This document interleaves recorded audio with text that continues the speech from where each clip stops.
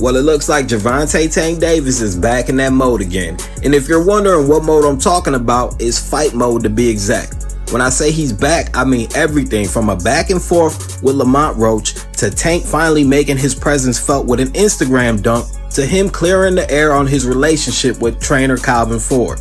Like for instance, everyone was happy to see this photo of the two together in the gym, and the perception would be that this time around, CALVIN Ford will once again be the lead trainer in Tank's corner going into his August 16th rematch with Lamont the Reaper Man Roach.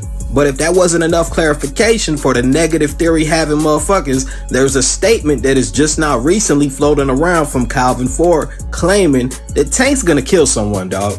Yeah, that's what he said, man. From the looks of it, Calvin's exact words were, "I can seriously say that Tank's gonna kill someone right now. He training and looking super strong. No one keeping up with him in the gym. We talked, he understands, and now we ready to do what we do best. We will shut down all the Tank haters."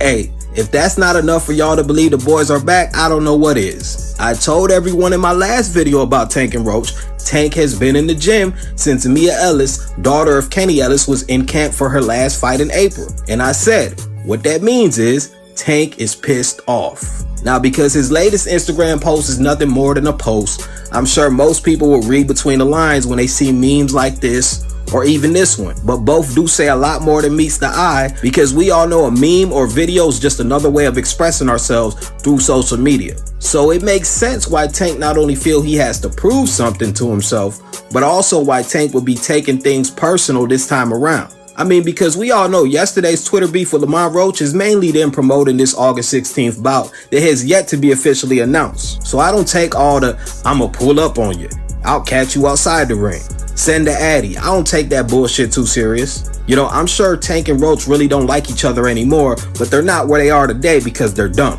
This is all about them on a mission to secure the bag like Wingstop. Some are saying that it all really stems from Tank not keeping his word and paying Lamont Roach the money he owes him after Tank bet Lamont Roach he would stop him in that first fight. You know, that didn't happen. As a matter of fact, as we all know, it was a draw. So one could see why Lamont Roach is like, yo, where my money? And Tank, being who he is, of course, has the logic of, I ain't paying you shit, come and get it from me, nigga. And that is wrong if you're Tank. But what stands out to me about the Scarface meme from Tank is that supposedly, the word is, Tank and Roach were, and I don't think I can say are, but they were actually friends like everyone already pretty much was aware of. Rumor has it, Tank is upset with Lamont Roach because he's a fake friend. That's the word that's been going around behind the scenes. Now, there's no real information on what happened between the two fighters other than their first fight in March.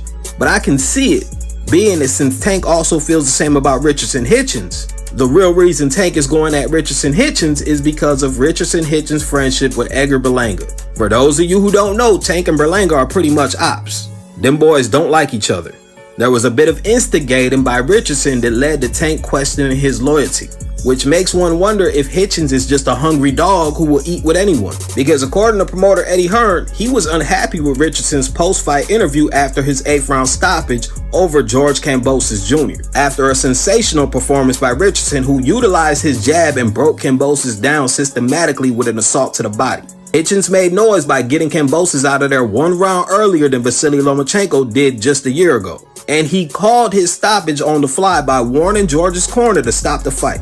Anyways, Hitchens said that he would be looking to explore free agency, and being that it was the Matchroom machine that put him in position, Eddie Hearn seemed upset about it. He feels played. Said he had some words with Hitchens and also had a talk with Turkey, who said that he'd be open to doing a joint deal with Matchroom if Richardson looks to do business with him. Now, I'm sure the reason they had this talk is because Teofimo Lopez will more than likely be Hitchens' next fight. Yeah, Hitchens called out Haney and was taking snaps with Lopez in the ring, but I'm sure it'd be easier to make a fight with Teofimo than Haney at this point, who clearly plans to duck by claiming that they could have the fight at 147, when Richardson Hitchens is the IBF champion at the super lightweight division.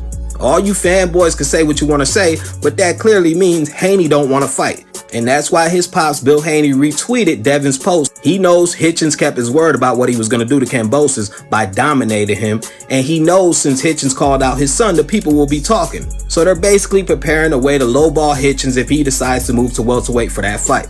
It's the old okey doke A-side B-side bullshit, and we all know it, but I don't think they were counting on Hitchens saying in an interview after his fight that he understands his position if he were to face Devin Haney.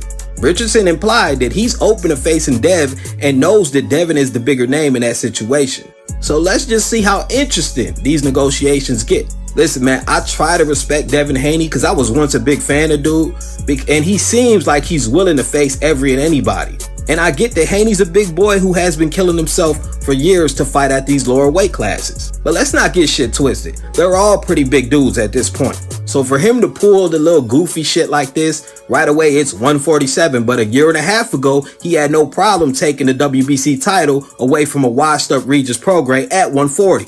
You wanted to kill yourself to make weight to fight these guys and align your name next to them, so you gotta charge it to the game now. So for all the Haney fanboys talking about, oh, he calling the Haneys bitches but stands next to the racists. Look, check it out. These fighters obviously know each other, and they're gonna deal with Teofimo the way they're gonna deal with him. So unless anybody else is gonna do something about it, shut the fuck up and let them handle the business. Because at the end of the day, Lopez isn't the one saying he wants to fight with Hitchens at 147.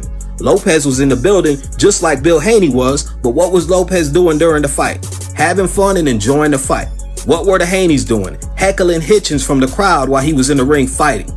Lopez wasn't the one who crashed Thursday's press conference, heckling Hitchens there.